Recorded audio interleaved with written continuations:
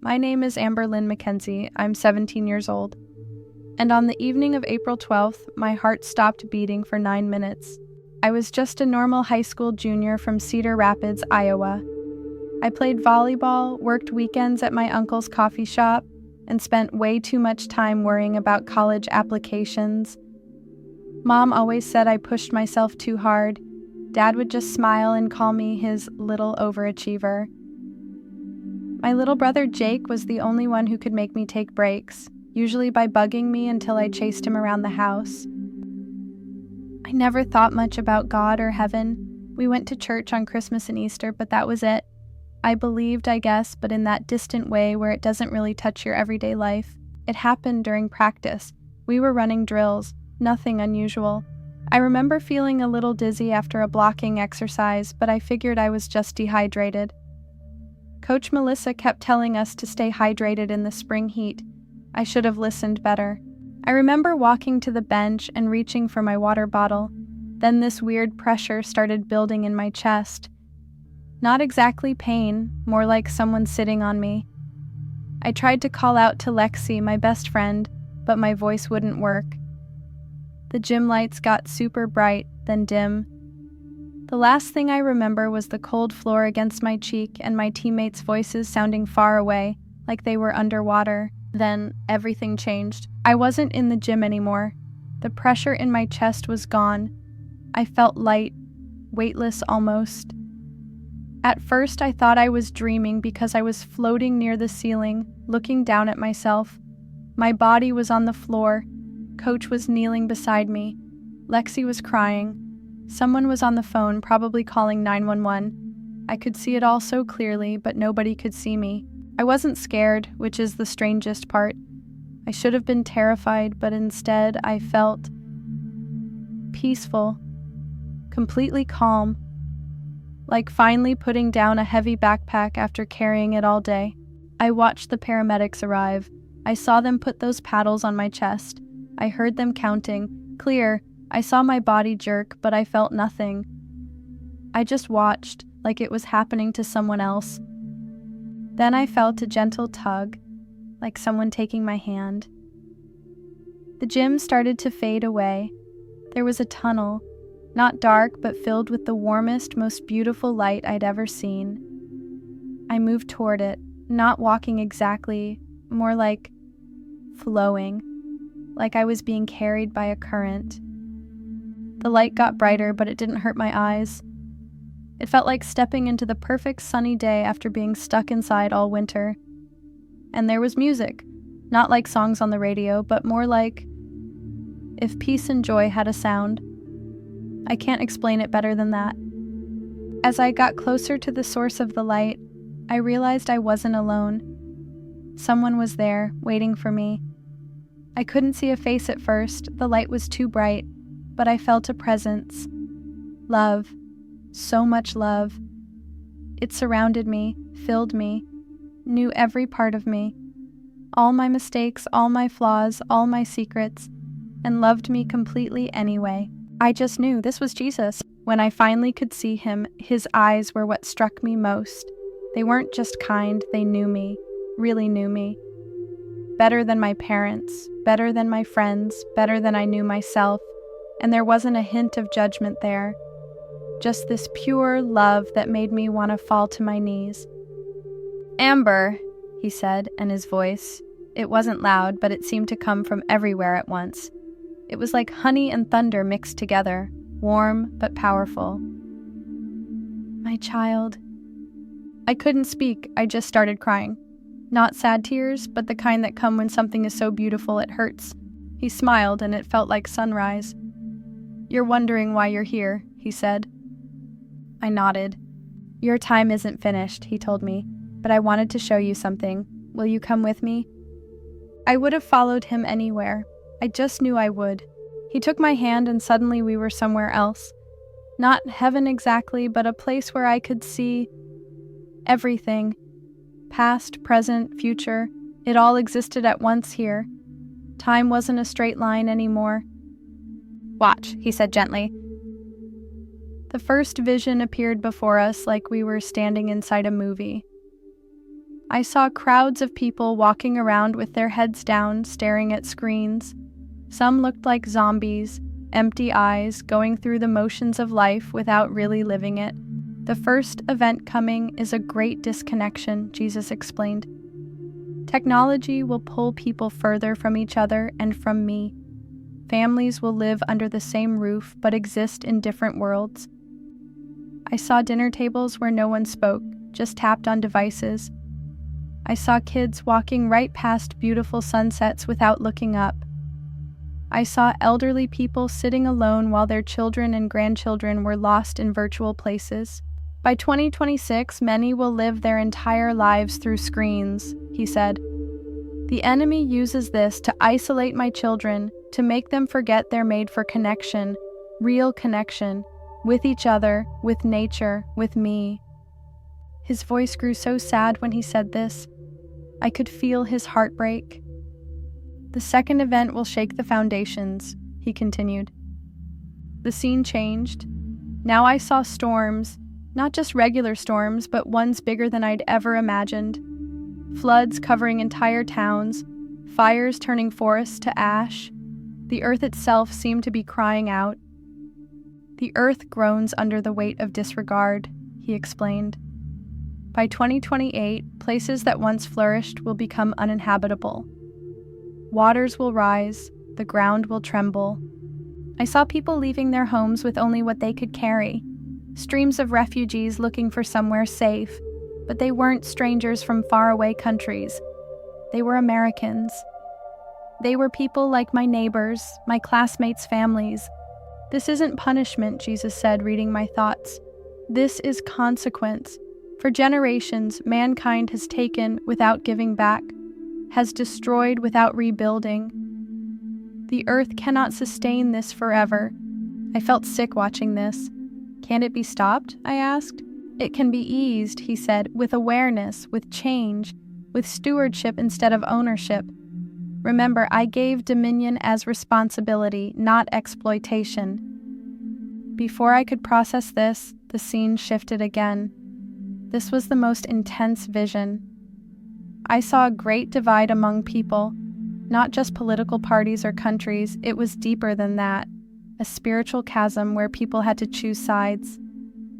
The third event will be the Great Awakening, Jesus said. By 2030, there will be no middle ground. People will choose light or darkness, love or fear, me or the world. I saw some people kneeling in prayer, faces glowing with inner light, helping each other, sharing what little they had. I saw others, faces twisted with anger and fear, hoarding resources, shutting doors, turning away from those in need. But the strangest part, the people choosing light weren't just Christians. They were people of all faiths, all backgrounds, united by their choice to love. And those choosing darkness included many who claimed to follow Jesus, but whose hearts were far from him. This will surprise many, Jesus explained. The division won't be by religion or creed, but by the heart's true allegiance. Many who call themselves mine will be revealed as strangers to me. Many who never knew my name have been following my heart all along. I didn't understand completely, but I felt the truth of it. Why show me these things? I finally asked. He looked at me with those eyes that held galaxies. Because you have a voice, Amber. You reach people your own age, a generation that will either accelerate these events or help transform them. Young hearts are still open, still moldable, still brave enough to change. Then he showed me something else.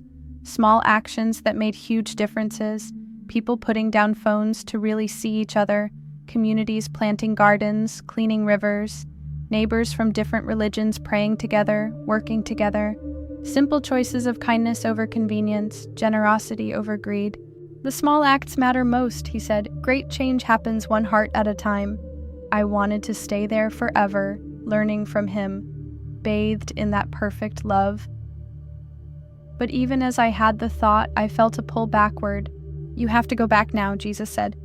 No, I whispered, tears filling my eyes. Please, I don't want to leave you. He smiled that sunrise smile again. I'm never far, Amber. I've been with you every moment of your life, even when you didn't notice me. Will I remember this? I asked, desperate to hold on to every detail. Yes, he promised. Not because the world needs more prophecies, but because it needs more hope. More reminders that what seems inevitable can be transformed by love. He touched my forehead gently. Tell them what you've seen, but more importantly, show them through how you live. Small choices, every day. That's how worlds change. I felt myself being pulled away faster now, the light growing distant. I tried to hold on to him, but my hands passed through like mist. Remember, his voice followed me. I am with you always. The next thing I knew, there was a plastic mask on my face. Bright hospital lights, the harsh smell of antiseptic, beeping machines, pain in my chest like I'd been kicked by a horse. She's back, someone shouted. We've got a pulse. Everything hurt.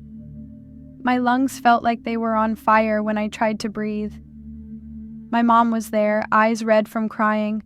Dad looked like he'd aged 10 years.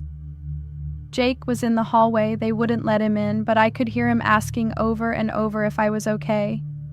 Later, the doctors told me I'd had something called hypertrophic cardiomyopathy, a heart condition I was born with but never knew about. My heart had stopped completely. I was clinically dead for 9 minutes. The paramedics had given up hope, were about to call time of death when my heart suddenly started beating again. On its own. No explanation. The main doctor called it medically impossible. I spent 2 weeks in the hospital, had surgery to implant a defibrillator in my chest that would restart my heart if it ever happened again. I had to quit volleyball, had to change a lot of things in my life. But those changes seemed so small compared to what I'd seen, what I knew was coming. When I tried to tell my parents about my experience, they were supportive but confused. They're practical people. Dad said it was probably my brain creating images while it was oxygen deprived. Mom worried people would think I was crazy if I talked about it too much. But Lexi believed me. So did Pastor Dave when I finally got the courage to visit our church on a regular Sunday, not just Easter. He said near-death experiences like mine have been reported across cultures throughout history.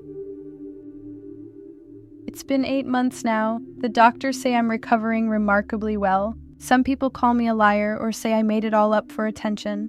That's okay. I know what happened. I know what's coming. I don't tell my story to scare people. Fear doesn't create the change we need. Love does. Hope does. The knowledge that we still have time, not to prevent these events completely, but to transform how we experience them. To choose which side of that divide we'll stand on when the awakening comes. If you're watching this and wondering if it's real, I don't have proof. I just have my truth. And maybe that small voice inside you that recognizes truth when you hear it. I'm not special. I'm just a girl who died for 9 minutes and came back with a message that small choices matter. That kindness is never wasted.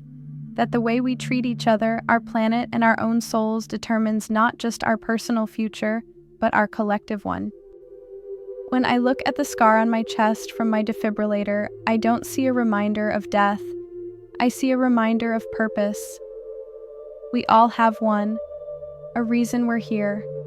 Mine is to share this story. What's yours? I still have hard days when I miss volleyball or worry about college with my new health restrictions, but then I remember his eyes, that perfect love. And suddenly, the small stuff doesn't matter so much anymore. I'm still figuring out how to live with what I know, how to enjoy being a teenager while carrying this message, how to be normal when nothing feels normal anymore. But here's what I'm learning. Being a messenger doesn't mean being perfect. It just means being honest. Being willing to say uncomfortable things even when people might judge you. I don't know exactly what my future holds, but I know who holds my future, and that's enough. So if you take anything from my story, let it be this. Look up from your screen more often. Notice the people around you. Care for this planet like the gift it is. And remember that when the time comes, and it will come, The only choice that matters is the one between love and fear. Choose love. Always choose love. Because in the end, that's what I learned from looking into the eyes of Jesus himself. Love is the only thing that lasts, the only thing that matters, the only force powerful enough to change what seems unchangeable. 9 minutes changed everything for me. Maybe the next 9 minutes could change everything for you.